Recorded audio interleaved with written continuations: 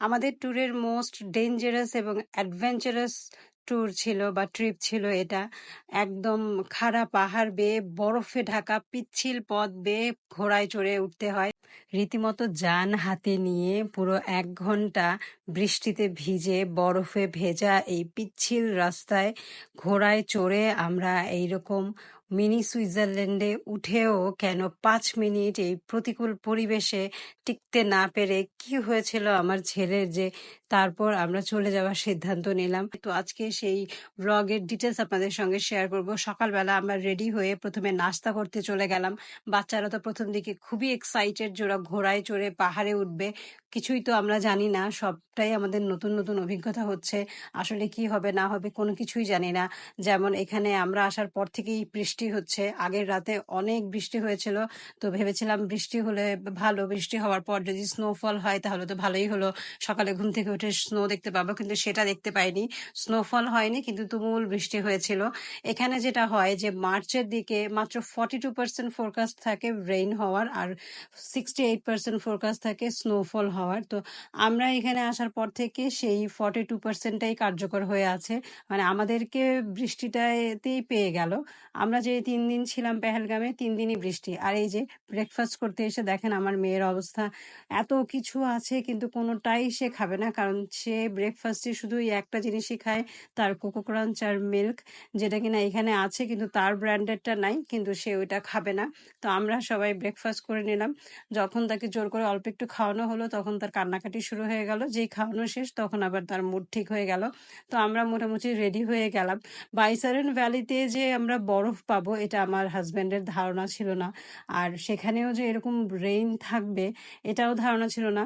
আর raincoat ওখান থেকেই ভাড়া নিব, এই ধরনের একটা মেন্টালিটি আমরা তৈরি করে গিয়েছিলাম। কারণ ও অনেক ভিডিও দেখেছিল, সেখানে ও দেখেছিল যে ওখানে রেইনকোট এবং বুট দুটোই ভাড়া পাওয়া যায়। তো আমরা সবাই রেডি হয়ে চলে আসলাম। জামশিদ ভাইও আমাদের চলে আসলো পিক করার জন্য। জামশিদ ভাই আমার সঙ্গে গ্রিটিংস করে নিল এবং ওনাকে আমি বললাম যে আমি কিন্তু আপনার ভিডিও করে নিচ্ছি। তো উনি বললো কই বাত নেই, ঠিক আছে। তো আমি আজকে সামনে বসলাম যেহেতু আমি রেকর্ড করবার। এই দেখেন বৃষ্টির কি অবস্থা। আমরা যাত্রা যখন শুরু করলাম তখনও বৃষ্টি। আর আমরা গাড়ি থামিয়েছিলাম বাচ্চাদের জন্য বমির ওষুধ কিনে নেওয়ার জন্য, যে অনেকখানি রাস্তা আমাদেরকে গাড়িতে করে যেতে হবে, বাচ্চারা যেন বমি না করে, তাই বমির ওষুধ কিনে নিয়েছিলাম। তো আমরা অনেকখানি রাস্তা ড্রাইভ করে আস্তে আস্তে চলে আসলাম একদম পাহাড়ের মাঝখানে, যেখানটা দূর থেকে আমরা আমাদের হোটেল রুম থেকে দেখতে পেয়েছিলাম যে সাদা বরফে ঢাকা পাহাড়গুলো, সেই বরফে ঢাকা পাহাড়ের মাঝখানে চলে আসছে। দেখেন মাটিতে জমিনেও থোকা থোকা বরফ পড়ে আছে। তো এই যে এখানে এসে সব দামাদামি করতে হয় বাইসারেন ভ্যালিতে যাওয়ার জন্য, যে পনি রাইড বা ঘোড়ার রাইড নিতে হবে। এখানে সরকারের একটা নির্দিষ্ট রেট দেয়া থাকে, তারপরেও আপনারা দামাদামি করে নেবেন। আমরা যেমন 4টা ঘোড়া নিয়েছিলাম 8,000 রুপি দিয়ে। আর এই যে একটা জঘন্যতম চা আমি মানে অতি উৎসাহে নিয়ে ফেলেছিলাম শীতে কাবু হয়ে গিয়ে, কিন্তু দুনিয়ার সবচাইতে জঘন্যতম চা। তো আমরা এরপরে রেনকোট এবং বুট ভাড়া নিয়ে পরে তারপরে পনি রাইডের জন্য চলে গেলাম। সবচাইতে বাজে বাজে যেটা হয়েছে যে আমার ছেলের রেনকোটটা একদমই ওর সাইজ মতো হয় নাই, ওর হাতা বড় ছিল, সামনের চেইন লাগছিল না। তো আমার আমার বুটের মধ্যেও কিছুটা ময়লা ছিল, যেটা আমার ভালো লাগছিল না। তো এই জন্য আমি বলবো যে রেইনকোট আপনারা অবশ্যই বাসা থেকে নিজেদেরটা নিজেরা নিয়ে যাবেন, তাহলেই ভালো হয়। কারণ এখানে যেহেতু এই সময়ে আসলে 42% ফোরকাস্ট থাকে রেইন হওয়ার, তাহলে এটা হতেই পারে। তো স্নো এর কথা চিন্তা করে শুধু গেলেই হবে না, রেইন হতেও পারে, যেমন আমাদের ভাগ্যটা খারাপ। তো আমরা এখানে ডাবলিং পয়েন্টে এসে থামলাম, থেমে একটু রেকর্ড করে নিলাম। ও আমাদের যে ঘোড়া যারা টেনে নিয়ে যাচ্ছিল ওরা আমাদেরকে কাহিনী বলছিল যে ডাবলিং পয়েন্ট মানে হচ্ছে এখানে ওদের রাজা এক তীরে 2 শিকার করেছিল, মানে এক তীরে সিংহ এবং কিছু একটা শিয়াল বা বাঘ জাতীয় কিছু একটা, আমার মনে নাই, 2টা প্রাণীকে সে শিকার করেছিল এবং তারপর থেকে এই জায়গাটার নাম হয়ে গেছে ডাবলিং পয়েন্ট। আর এই যে দেখেন এখানে অনেক মানুষ একই সাথে রাইড করছে, পনি রাইড করছে, এবং এই রকম পিচ্ছিল বরফে ঢাকা পথ বেয়ে ঘোড়াগুলো উঠছে, ঘোড়াদেরও পা পিছলে যাচ্ছে। এখানে যখন অন্য সময় জুন জুলাইতে বরফ থাকে না তখন ট্রেকাররা ট্রেকিং করে উঠে, ট্রেকিং করে যখন উঠে তখন ওদের প্রায় 1.5 থেকে 2 ঘন্টা সময় লাগে। আর ঘোড়ায় করে যখন উঠলাম তখন আমাদের 1 ঘন্টা সময় লাগলো। আমরা যে বাইসারেন ভ্যালিতে চলে আসলাম, চলে আসার পর আমার হাজবেন্ড দিয়েছিল ভোঁ দৌড়। সে খুশির ঠেলায় বাঁচে না, প্রথমবার সে বরফ এত কাছ থেকে দেখলো। আর আমরা আসার পরই শুরু হয়ে গেল এরকম তুষার ঝড়। আমরা চোখের সামনে এরকম ছোট ছোট তুষার ঝড় দেখতে পেলাম। আমি তো পুরো অবাক হয়ে গেলাম, আর মুহূর্তের মধ্যে মনে হলো যে আমি ডিপ ফ্রিজের ভিতরে ঢুকে গেলাম। আমার ছেলে কান্না শুরু করে দিল। ওর একদম অস্বস্তি শুরু হয়ে গেল। আমার মেয়ে হাত এনে দেখাচ্ছিল যে, "মা দেখো আমার হাতের মধ্যে বরফ পড়ছে।" মানে বৃষ্টির ফোঁটাগুলো একদম বরফ হয়ে যাচ্ছে। সাথে, সাথে বরফ হয়ে পড়ছে। আরে অবাক করার মতো অবস্থা যে আমরা এসে দাঁড়ানোর মাত্রই কেমন একটা অবস্থা হয়ে গেল। আর নিচে তো বরফ আছেই। সেই বরফে দাঁড়িয়ে থাকা যাচ্ছে না। আমার ছেলে জামা-কাপড় সব ভিজে গিয়েছে বৃষ্টির কারণে। এতক্ষণ আমরা যে ১ ঘন্টা ঘোড়ায় চড়ে আসলাম, তাতে আমাদের জামাকাপড় সব ভিজে গিয়েছিল, যেহেতু ওর রেইনকোটটা আটকানো ছিল না। আমার মেয়ে খুব এনজয় করছিল, কারণ ওর রেইনকোটটা একদম ঠিকঠাক মতো ছিল। ওর কোনো কিছু তেমনভাবে ভিজে নেই, শুধুমাত্র ওর মানে হাতের যে মোজাটা ছিল সেটা ভেজা ছাড়া। আর এই যে এখানে আমি একদম লিলিপুটের মতো, আমারও আমারও জিন্স ভিজে গিয়েছিল, আমারও খারাপ লাগছিল। কিন্তু তারপরেও আমার ছেলের খারাপ লাগাটা সবচাইতে বেশি ছিল। ও অনেক কষ্ট পেয়েছিল। ওকে নিয়েই আমরা তখন অনেক উদগ্রীব ছিলাম। ও একদমই থাকতে চাইছিল না। তো আমার মেয়ে যতটুকু সময় পেরেছিল একটু ছবি-টবি তুললো, বলল, "মা আমাকে ভিডিও করে দাও।" ও খুব এক্সাইটেড ছিল, এবং আমার ছেলেও এক্সাইটেড ছিল ১ম দিকে। যখন ১ ঘন্টা ঘোড়ায় করে ও উপরে উঠছিল, ও সবচেয়ে বেশি শান্ত ছিল। আমি তো ভয়ে এতবার আল্লাহু আকবার, আল্লাহু আকবার বলছিলাম। মানে আমার জীবনে ১ ঘন্টার মধ্যে এতবার আল্লাহু আকবার বা আল্লাহর নাম আমি কখনো নেই নাই।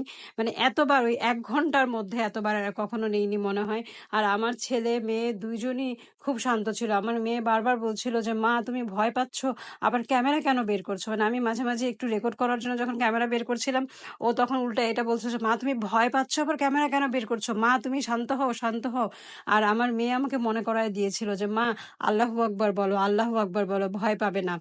আর আমার ছেলে তো ঘোড়াকে আদর করছিল যে ঘোড়া ব্যথা পেল কিনা। তো যাই হোক, বাইসারেন ভ্যালিতে যখন এরকম আমার ছেলে আর টিকতে পারল না, সারা গা ওর ভেজা বরফে, ওর দাঁড়ায় থাকার মতো অবস্থা আর নাই। ও কান্নাকাটি শুরু করে দিল। ওর হাত, ওর পা জমে অসাড় হয়ে যাচ্ছিল। যখন যখন ওর পক্ষে আর সম্ভব নয় ভেজা গায়ে বরফের মাঝখানে থাকা, তখন আমরা সিদ্ধান্ত নিলাম আমরা চলে আসবো। ও রীতিমতো কান্না করেই গেল। গাড়িতে উঠে হিটার অন করে দেওয়ার পরেও ওর কান্না থামছিল না, কারণ ওর সবকিছু ভেজা।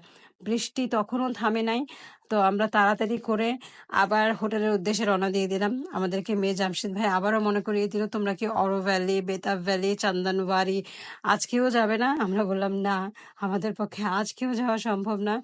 আজকেও তুমি আমাদেরকে আবার হোটেলে ড্রপ করে দাও, কারণ আমাদের এই বাচ্চাকে নিয়ে আর সম্ভব না অন্য কোনো স্থানে যাওয়া, অন্য কোনো রাইড নেওয়া, অন্য কোনো ট্যুর করা। আমরা হোটেলে যাব যে আজকেও মীর জামশেদ ভাইয়ের সঙ্গে আমরা লাঞ্চ করতে পারি নাই।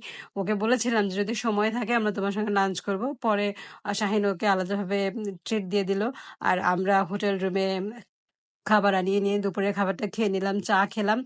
আর কিছুক্ষণ হোটেল রুমে রেস্ট করার পর আমার ছেলে মেয়ে যখন একদম চেয়ার আপ হয়ে গেল, রাতে চলে আসলাম হোটেলের বুফেতে খাবার খাওয়ার জন্য। হোটেলের বুফের খাবারগুলো ছিল লোভনীয়, সবই তো খাচ্ছি। এর পরবর্তীতে শুরু হবে ঝামেলা, সেটা পরের ভিডিও থেকে শেয়ার করব। এখানে পনির আমরা এত খেয়েছি এই কয়দিন, পনির খেতে খেতে মনে হয়েছিল যে আমরা পনিরের সাগরে ভাসছি। পনিরের ওরা এত আমি পরে জিজ্ঞেস করেছিলাম যে, "তোমাদের এখানে এত কেন পনিরের ছড়াছড়ি?" তখন বললো, "এখানে আসলে পনির অনেক সস্তা, কারণ সবার বাসায় গরু বা গাভী আছে, যেখান থেকে প্রচুর দুধ ওরা পায়। আর সেখান থেকে পনির, দুধ এই জাতীয় খাবার ওদের কাছে অনেক সস্তা সস্তা পাওয়া যায়। বরঞ্চ আলু এখানে খুব একটা সস্তা না। তারপরেও অন্যান্য সবজির তুলনায় ওরা ওদের পনিরটা বেশি খায়। সেই সাথে ডাল মাখনি সবকিছু বাটারি এবং গ্রেভি টাইপের খাবার-দাবার। তো আমি এই যে আমার খাবারগুলা নিয়ে নিলাম। আজকে আবার একটু মটরও নিয়েছি।